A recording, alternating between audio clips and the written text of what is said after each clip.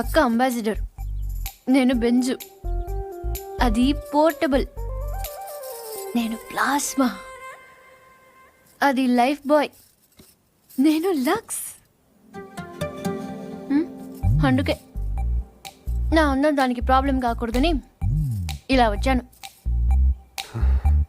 దేవుడి దయ వల్ల దానికి పెళ్ళైపోతే అక్కడ గంటకు తగ్గ బంటలో ఏ హృతిక్ రోషనో అభిషేక్ బచ్చనో దొరకపోలే.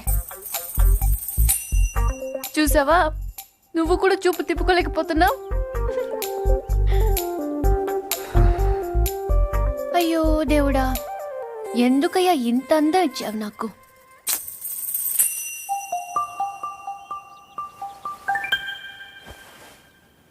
బాధపడకు పూరి.